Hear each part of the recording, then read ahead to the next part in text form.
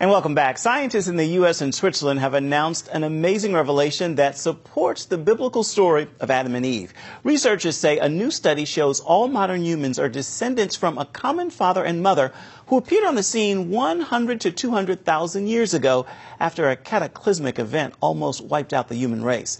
In an interview on Fox and Friends, Dr. Robert Jeffries, pastor of First Baptist Church of Dallas, said the scientists are still not fully embracing the Genesis account of creation. We know from the Bible that, in fact, we do have a common father and mother, Adam and Eve, who are not the result of tadpole mutations, but of divine creation, and that all life is the result not of a big bang, but of a big God. You know, it takes more faith to believe in the evolutionist theory of the origin of life than the biblical creation account. And our health reporter Lori Johnson joins us now to talk more about this. You do a lot of stories about genetics. What's your take on this one?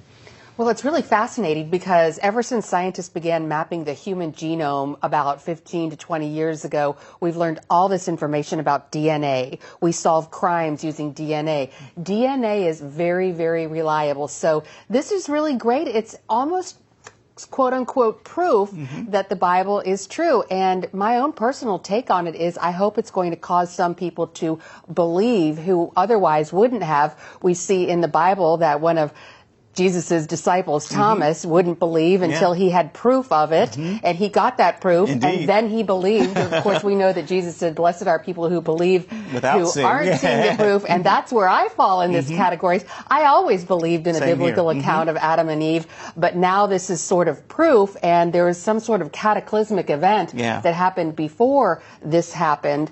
And a lot of scientists are saying, well, that's the Big Bang.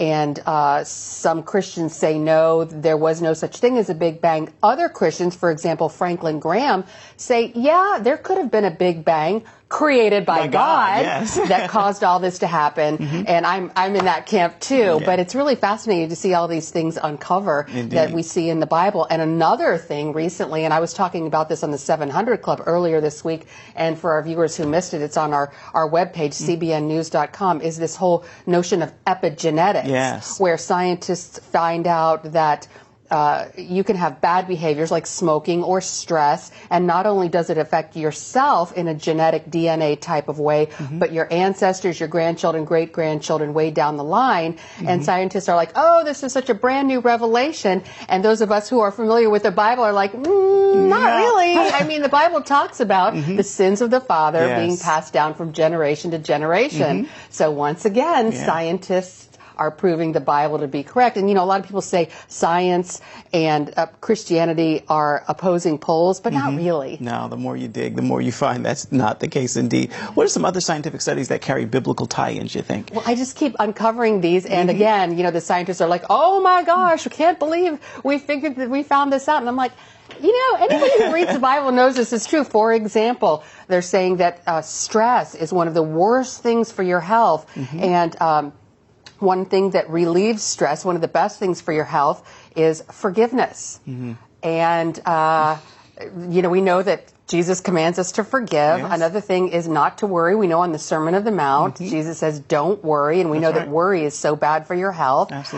Giving, good for your health. I mean, the list goes on. And we know that God loves us, and he commands us and advises us to behave in a certain way for our own good because it's good for us. So all these things that fasting is another thing that's great for your health. Scientists are now discovering this. But, you know, God has been commanding us to do this for thousands of years. Indeed, indeed. Real quick, does it seem like non-believing scientists have become sort of Christian apologists, if you will? They don't even want to. You know what about this most recent discovery about Adam and Eve, what I found most interesting was one of the scientists said this conclusion is very surprising, and I fought against it as hard as I could.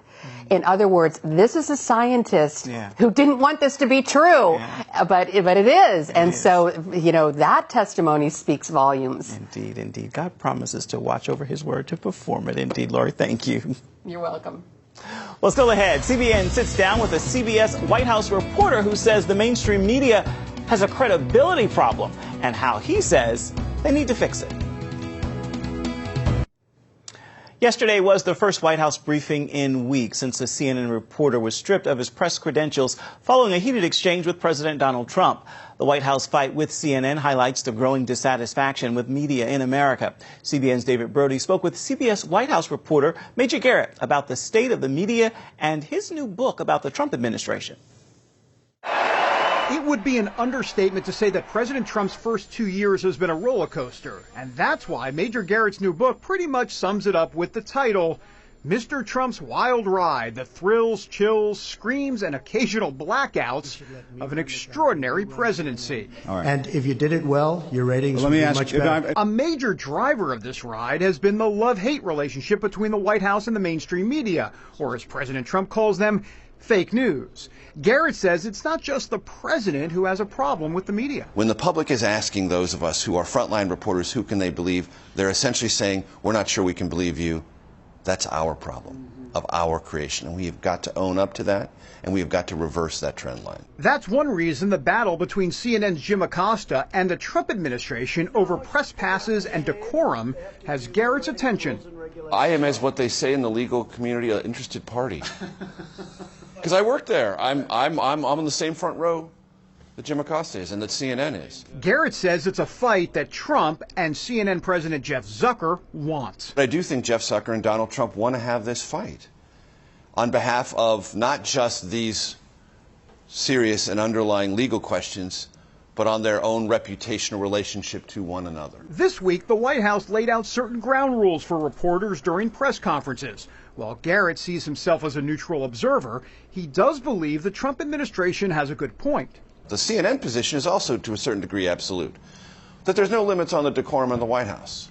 Well, I don't believe that as a reporter. So there are limits. I've exercised them.